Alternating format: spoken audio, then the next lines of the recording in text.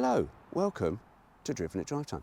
I'm out with Kia's Magentis SE V6. Never heard of one? No, nor of a lot of people. But I'm going to tell you more about it after this.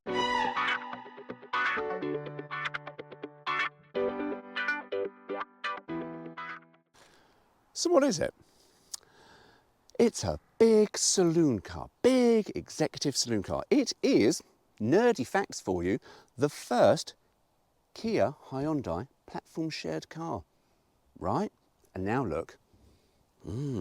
So this was the first, this was the trendsetter for the Korean company.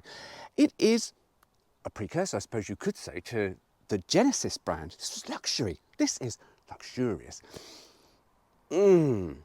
However, maybe not quite that luxurious in that it was, but it wasn't. And I'll tell you why. In England, we are badge snobs. If you slapped any German badge on here, it would have sold like hotcakes. It's not. It's got a Kia badge. 2001 this car came out. Now, I can't remember, I want to say about 90, in the early 90s, mid 90s, Kia were known for cheap economy cars like the Pride. Woo, the first car we could buy with white wall tyres. And I tell you, we all got excited, like, oh, look at that car, it's got white wall tyres, fantastic. The only trouble is though, when those white wall tyres wore out, you couldn't actually buy white wall tyres really in the UK unless you got them from the States, which you didn't, so you had mismatched tyres. Anyway, it didn't sell well, and it got laughed back to the port up near Grimsby somewhere and pushed into the sea because no one wanted them, because they were big, luxurious, reasonably priced. I think I had a look at the pricing and it ranged from about £9,600 to £15,000 between its time. This is all from Parker's Car Guide, because I can tell you, there isn't much out there on these. I know, really funny that. There are a couple of reviews, and I'm going to read those reviews to you a bit later through this, because, you know, they are quite, not comical, but there were some bits in it that I was just like, all right, love, calm down. Anyway, so it's a big luxury V6 saloon, and it was batting, you see, with Audi and BMW. Yeah, it didn't. You see, a lot of car companies went, oh, we want the executive market. We want to park our car in the executive car park. We want to be seen as being executive. Yeah, that's the trouble with Kia had, you see, because they were known for small little shit boxes, not grand luxury cars. And no one wanted them in the UK, so that's why we pushed them all into the sea. I'm going to read you some of the reviews from Parker's Car Guide for the Kia Magentis 2001 to 2005 model. Owner's reviews these are. Right, this is from a lady called Hannah Gordon Stewart. She's very posh, double-barrelled last name. And here she's put, what does this car say about you? Likes to stand out and be different. What do your friends, family, neighbours think of the car? They all love it. The way it looks, riding in it, driving it, everything.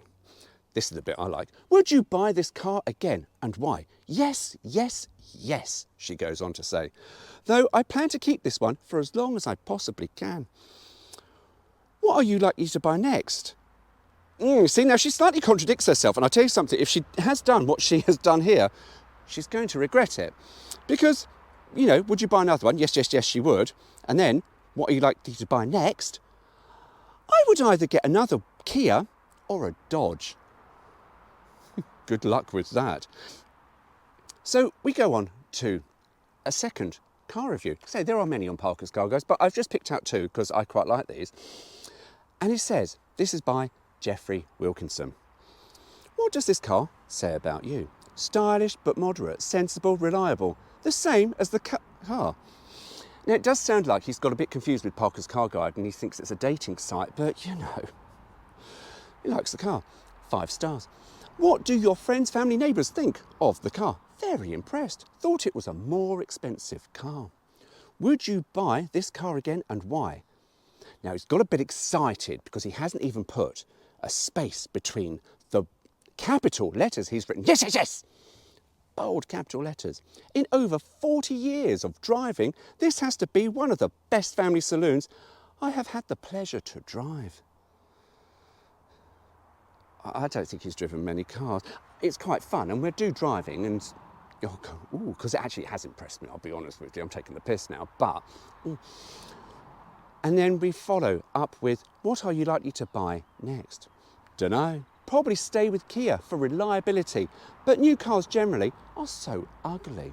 So there we go. Those are 2 reviews from 2012 and 2014. So over 10 years ago, people were raving about the Kia Magentis. Anyway, let's have a walk around and I'll show you some of the luxury features. Now we've got to bear in mind that this car is over 20 years old and things in luxury executive saloons have changed somewhat. However, just having a feel around, it doesn't feel that bad. Yes, we do the typical, scratchy plastic. Actually, do you know what?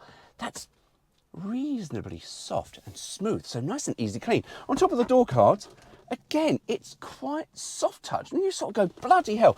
And inside the door cards, there is some ruched leather, and you go, oh. However, the interior, because this is what I think the Koreans think that we in Europe really, really wanted, there are smatterings of wood. Now I say wood, it's sort of wood that you get from a Legoland forest. It's very, very plasticky, very, very shiny. But, you know, of the time, this is what everyone wanted. It's a sea of grey. Now, yes, I will go, oh, but grey interior, not black, right? And it's an automatic, and we've got a little bit of wood on the gear stick, which, do you know what? For a car with 68,673 miles on the clock, nothing has worn out. Nothing in this car has worn out. It just works. Oh, there is a bit. Actually, there's a tiny, tiny little bit on the leather that has worn. Yes, you heard right. I said leather. This car has acres of moo cow everywhere, and it is in really, really good condition. There are, I can tell you, as much as I've said people didn't want these and they went to the port and they pushed them back in the sea, well, we don't want it, Kia. We want German cars. I can guarantee that there are not many 20-year-old German cars, or 20 plus years I should say, that are still this well put together. There is a slight problem. Build quality, very good. It did feel a bit, the front doors open up lovely. The back doors, a bit, door handles a bit, but do you know what? It's just nicely laid out with that wood and a little bit of a smattering of chrome. So it's sort of, you know, got a little bit of an American feel to it, which, you know, let's face it, we Brits didn't really like. But you know what? It's perfect. Got a radio, got big hazard warning switch there in the middle of the dashboard, and you've got climate control. And I can tell you it's quite effective because today it is really hot out. This is lovely, though I have to say they set the temperature to 20. I was like, my God, are they insane at Kia? Get the temperature down. But you know what? None of that touch screen. This was all proper buttons. And look how few the buttons are, because you don't need many. You just need recirc and something else. I can't remember what the A was. And you've got different modes, and you've got on and off. And then we've got, because, you know, smoking was cool. Oh, that's been used. But yeah, oh, hang on, let's have a look. If that's been used. Oh, hello. Oh, the ashtray has seen a little bit of a fag in there and too. Yeah. But you know what? It is a big old smoky car. Yeah. And do you know what? Even that works really nicely. I mean, out of everything in the interior, the glove box just comes and smashes you on the knee. There are some bits that just start on the soft touch opening. These are nice and soft. Oh, they put warnings under the bloody sun visors. But we've got all sunglasses. Oh, that's nicely laid. What's it? Foam lined. That's the word. So, yeah. You see, this is where you go, yeah, that's all lovely. And then you go, clicky, clicky cheek buttons. But then, you know, Kia tried to put an executive car out there for £9,500 to £15,000. So, you know what? They didn't do too bad. But, yeah, we didn't like it. However, one thing I did notice, there's a centre console. You can tell how advanced we have become and how reliant we are on phones. There's a centre console thing here. You go, oh, I put my phone. Okay, if I had a Nokia 3210, it'd fit in there quite nicely. Thankfully, we've got a little cubby here. Just fits. But yeah, really, really lovely. Anyway, let's do a walk around and we'll look at the design. And then we'll go for a drive. It is a very, very wide car. I am 6'1", and the car sort of pretty much is quite wider than I am. That's very, very, it's got presence on the road.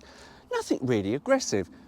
they did change the lights. They gave it a refresh. They got rid of these centre spotlights to have separate, and then this light became smaller. They tried pretty much to copy a Mercedes, and I tell you now, it looked absolutely ridiculous. The earlier one, far more attractive. Anyway, let's go round the car and I can show you the rest of the design. So here we are with the front. As I say, it's very, very wide. And we come to the sides and it's very, very long. Very, very long. I'm walking away from the car to fit into the camera. So it's a very, very long car. And then we get to the boot, which is sort of, you know, again, they've tried to copy Mercedes with these sort of bars in the lights. And yeah, and you sort of go, do you know what? I don't know why everyone tried to copy the Germans, but it has got a bit of a Merc back end to it. Anyway, let's have a look inside the boot. Now, the one thing, big saloon cars, you think, are they big enough for bodies? Yes, I fit into this quite nicely. The seat does look like, by all accounts, it can fold down to increase your boot space.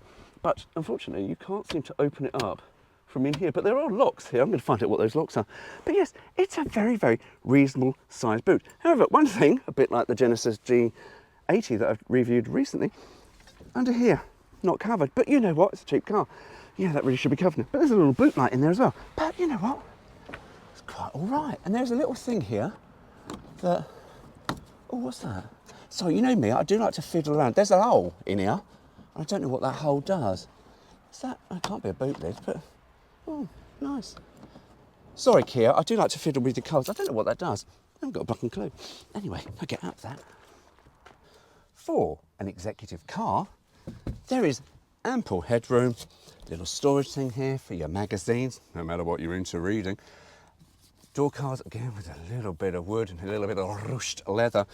And do you know what? It's quite nice. Do you know what? Compared to some large executive cars, even now, I have got under-thigh support. This is really, really comfortable to sit in.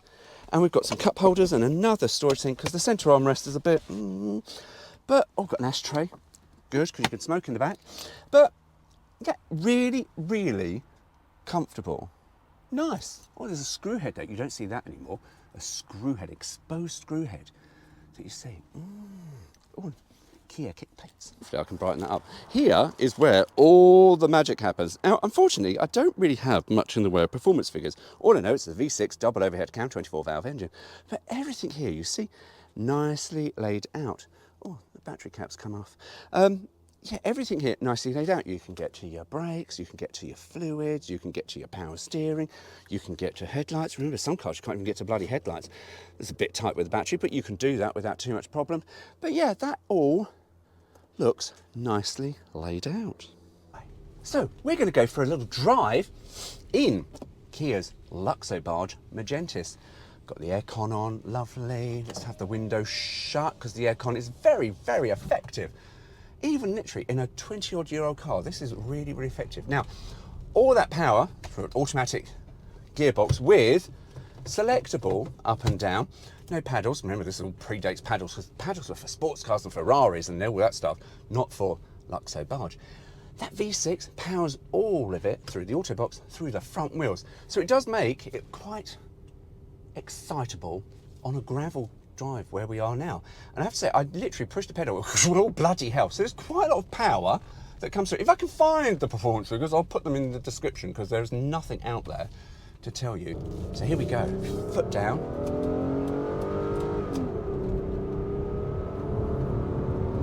Oh, that is silky smooth.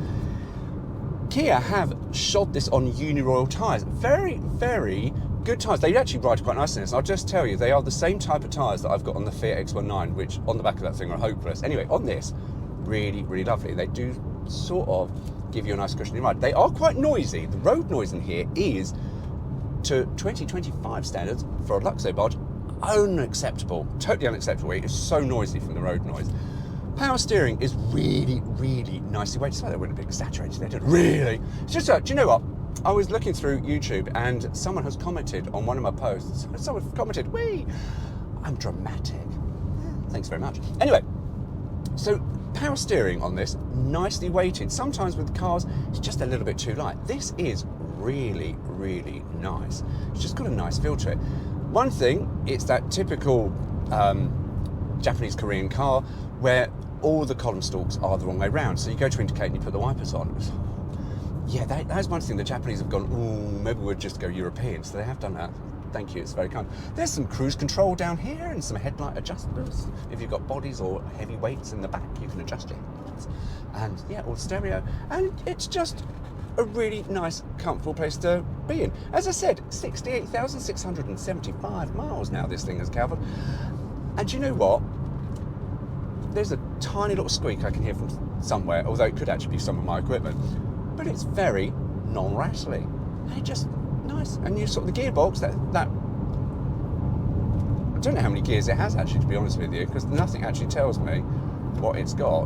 But it's got override, and you. Oh, that is lovely. That really is lovely. I tell you now, for the price, people really should have bought these instead of all the German equivalents. However, the fuel economy at the pumps is not good. No one has actually been able to say how much it does, but from it using all the fuel from yesterday with the other writing group, yeah, I would say this thing, you'd probably be lucky to get 20 to the gallon out of this. But it is just... that is so nice. That is so silky smooth. Oh, see, I'm only used to 4 cylinders and the... But that is just beautiful. But yeah, it is. Oh, hang on, it's not some mileage. But yeah, it just, here we are at 60. Rides really comfortable. And it is really comfortable. I'm quite sure, actually, with its handling, if we were to be enthusiastic, which I won't be, it's a heritage car, and you're always a little bit nicer because it's not like, a little bit precious, a little bit delicate. I'm quite sure, even with these tyres, and well done Kia for shodding it with good, proper quality tyres, I'm sure it would handle quite nicely, and you're not going to get anything excitable from the back end. Front wheel drive, you see. But yeah, anyway, I'm going to spin it around, drive back up this road, if I can find a place to turn around in. That lay-by has got doggers in, so we won't be stopping there. Anyway, let's go back up the road and put it through the slush box again, because it is just so nice. It really is. I can't get over how lovely this thing is. Here we go.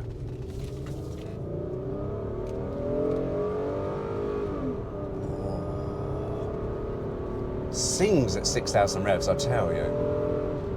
Oh, that is just beautiful. Beautiful, beautiful. This really is lovely. Kia, well done. To be honest, we've got this Kia play date that they send out to the motoring groups, and they sort of go, oh, come along. I have to be honest with you, I saw the list of cars. There's 2 cars in particular that I really want to drive, and it was the Magentis, and I was like, can I have Magentis, can I have press pack? No press pack on it. That's why I've got no information on this. So I've had to find all this stuff off the internet. And I've got a Picanto, and I love the little Picanto, so I'm going to go out in that next. But this just is lovely. Yeah, you can see cigarettes. Oh, that just works lovely. Yeah, you can see why. I was just going to say, you can see why these were popular. These were not popular. But you know what? That's people's loss. The interior is quite nice, as much as I've shown it when I was parked. When you're driving, you go, yeah, this is lovely. Everything falls nicely to hand, apart from the stalks here, because they're the wrong way around. But you can see why this was not popular in England, because it just, although it's over 20 years old, and, you know, at the time, Luxo barge cars were of similar quality. These were just really below par. I mean, some of this was, you know, it would appeal to the American markets, but not to us in England, not to Europe. It just, it was just a bit too, just didn't have it. But, do you know what? Look past the badge, and it's actually quite nice. Apart from the road noise. But it is really, really lovely. And I say the ergonomics, the driving position, lovely.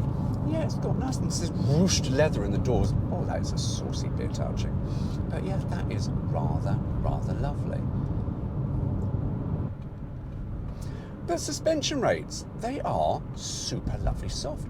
It goes over undulations and you can feel it. It's quite communicative, as much as they sort of, you know, motoring journos all the time are like, oh, the Japanese cars, they don't communicate very well. This does actually tell you quite a lot about the road surface. Even just this little dip there, I could feel that. And that's really what you want in a car, because I mean, if they do anaesthetize you, you just go like that, and you don't really want that. But see, that different in the road surface noise is, that is where I think this car falls flat on its arse, because everything else of this is lovely. Lots of room, everywhere in the boot, in the back. Yeah. But if you want to sort of, you know, have a comfortable car where you just sit in there and just fall asleep, that noise is a lot. However, sorry, that V6 is just beautiful. That is a lovely, lovely V6. Now, hang on, I'm going to scream because I'm going to miss our hotel here. Oh, bloody hell, you see, I've done it again. Wrong wiper blades. But yeah, apart from that, really, really lovely. And here we are, back into our car park. I've just stopped here for a very, very brief moment. I've just watched back all this stuff I did on the Kia Magentis, and one thing I did, which was that, I suddenly went, you're an idiot.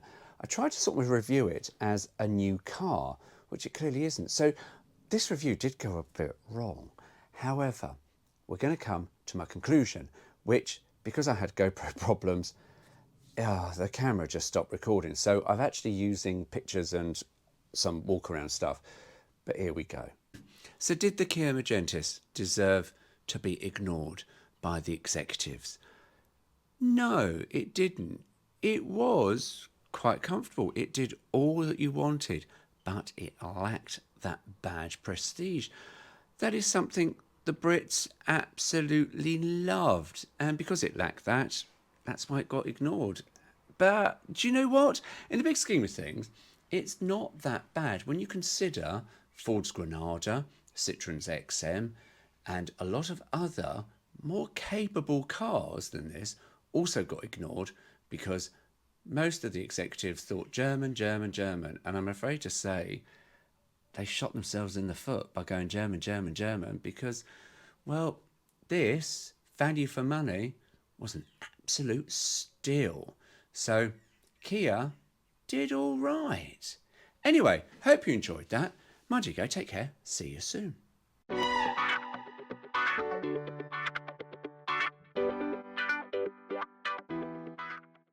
No, I should have brought my drink with me. I'm really dry. It's really hot today. I didn't expect it to be this hot.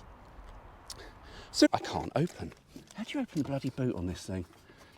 Okay, well that backfired. Okay, bear with. I'll see if we've got a button somewhere. Or is it? Oh my God, don't tell me this thing's got a bloody key. Oh, hang on, no fuel flap. Oh my God. Oh, it's got cruise control. There is nothing for the boot. I told a lie. I have just seen here, as I've just literally done all that bit about the boot. Oh, there's a button there that you press to open the boot. Ah, that's a bit better. I forgot what the fuck it is again. SEV6. Yeah, UK's Magentis. Oh, for fuck's sake! SEV6, you cunt. SEV6, SEV6. Drive time. I'm out with Kia's Magentis V6 SE. I think it's a V6 SE, or have I just read that wrong? SEV6. GoPro, stop recording.